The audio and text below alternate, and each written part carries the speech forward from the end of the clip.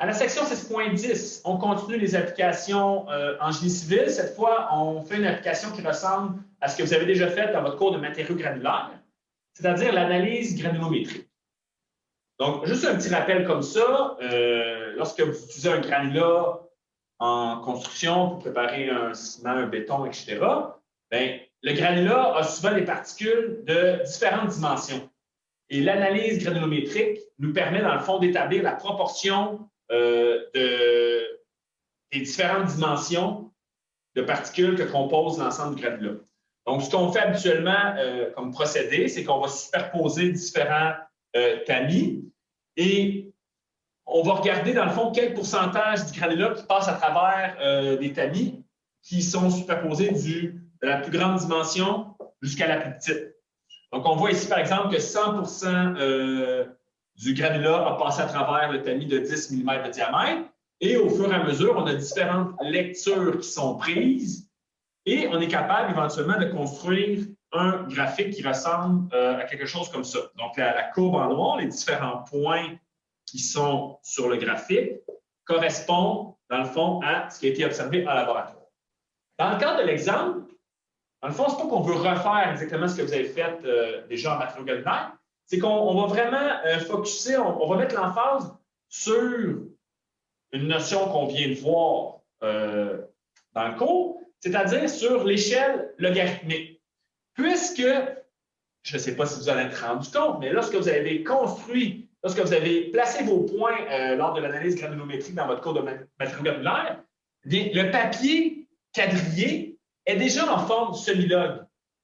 Donc, c'est qu'est-ce qu'on va observer au cours de l'exemple et vous allez ensuite avoir des exercices à faire concernant les différentes lectures qui sont possibles de faire et surtout, le but en matériaux granulaires est de faire en sorte de rendre notre échantillon, notre granulat, conforme aux normes. Au début de l'exemple 6.10.1, on nous demande de placer sur l'axe des X les différentes dimensions de tamis qui ont été utilisées. L'échelle qui nous est proposée, l'échelle la plus naturelle, c'est évidemment l'échelle linéaire. Donc, vous remarquez que dans mes explications au début de la section, l'axe des X, des dimensions, n'a pas d'échelle. C'était voulu, c'était pour vous illustrer, des fois, est-ce que c'est mieux d'utiliser une échelle linéaire ou logarithmique? Bien, ce n'est pas quelque chose qui est défini d'avance. Lorsqu'on place nos différentes dimensions de tamis, on va se rendre compte que ça va être beaucoup plus utile d'utiliser une échelle logarithmique. Donc, ici, en supposant qu'on utilise une échelle linéaire, bien, on a nos différents tamis. Donc, il y a un tamis de 10 mm, ensuite un tamis de 5. À date, ça va bien.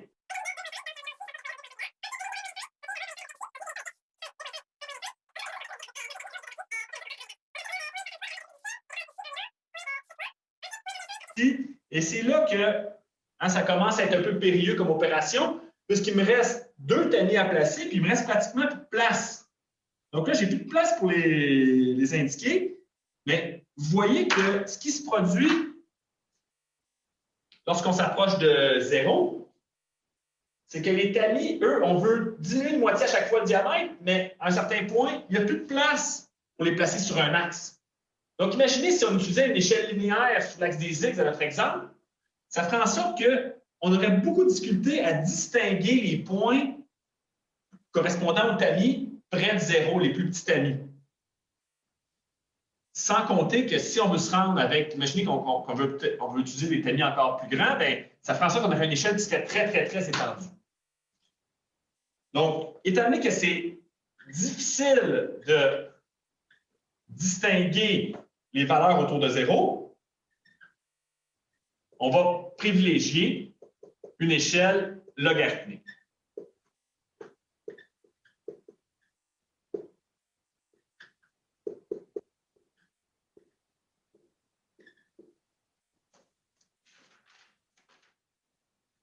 Dans le but de construire l'échelle logarithmique qu'on va utiliser sur l'axe des X pour l'analyse granulométrique, bien, il faut d'abord comprendre et se rappeler que sur l'échelle logarithmique, chaque mesure correspond à un facteur multiplicatif qui est le même. Donc, j'ai une règle ici qui est graduée de façon linéaire, et cette règle-là correspond, dans le fond, aux puissances de 10 qui vont être utilisées sur mon échelle logarithmique.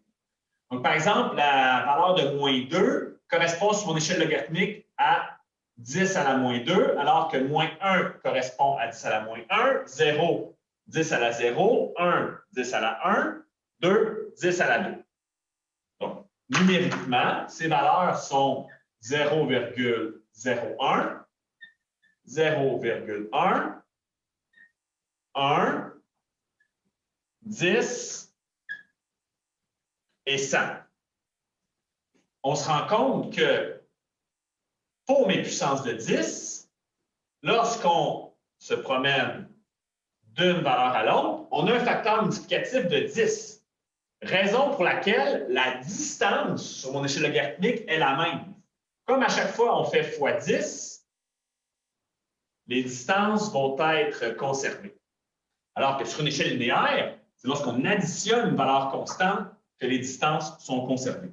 Donc, en I, on me demande de placer les puissances de 10 comme graduation principale et de faire une remarque concernant la distance entre chacune de ces valeurs. Donc, je viens de le dire, elles sont à même distance.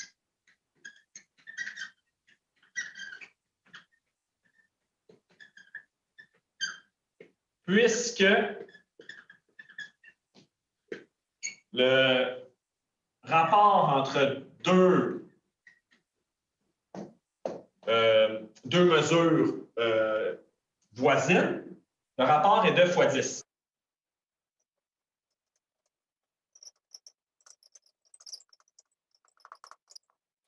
À partir du moment où on a placé notre graduation principale, on va être intéressé, parce qu'en analyse granulométrique, on va tout le temps utiliser pratiquement les mêmes tamis, de placer par défaut où se situent mes tamis. Donc, en 2i, on me demande de placer, dans le fond, les valeurs associées aux différents tamis et de faire, encore une fois, une remarque par rapport aux distances approximatives entre deux tamis voisins sur mon échelle logarithmique. La façon officielle, donc si on va être très, très, très précis, si par exemple pour mon tamis de 10 mm, si on veut le placer sur mon échelle, il faut savoir quelle est la puissance qui me permet, la puissance en base 10 de mon tamis de 10. Ici, ça va bien. Log de 10, ça donne 1, parce que 10 à la 1, ça vaut 10. Donc, sur mon échelle ici, mon premier tamis, 10, il est là, sans grande surprise. Le deuxième tamis, c'est le tamis de 5 mm. 5 en base 10, c'est 10 à la 0,70. Donc, l'exposant étant de 0,70, je regarde où se situe 0,70, donc c'est mon échelle ici linéaire, c'est l'échelle des exposants, des puissances. Hein, il faut se rappeler de ça. Donc, la puissance ici, 0,7 est ici, qui fait donc en sorte que le tamis, le point en question, est là. On continue comme ça notre travail. Je vais indiquer, dans le fond, pour chacun des tamis qu'on utilise, je vais calculer son logarithme pour obtenir la puissance de 10, la puissance en base 10, et ça va me permettre de les placer sur mon échelle. Voilà, j'ai inscrit les différents logarithmes pour chacun des tamis utilisés lors d'une analyse granulométrique, et ça me permet de placer ces différentes valeurs sur une échelle logarithmique. Donc, où j'étais rendu? Le tamis de 2,5 mm, ce n'est pas 2,5 ici, c'est plutôt 0,40. Donc, étant donné que 10 exposants 0,4 donne environ 2,5, ça veut dire qu'ici, à 0,4, je vais pouvoir placer le tamis de 2,5 mm. Le tamis de 1,25 mm, donc on continue à rapetisser le diamètre, va en 0,10. Donc, 0,10, c'est ici. Log de 0,63, parce que le tamis suivant, c'est 0,63, qui est environ encore pas tout à fait, mais presque la moitié. Si on arrondit à 2 décimales,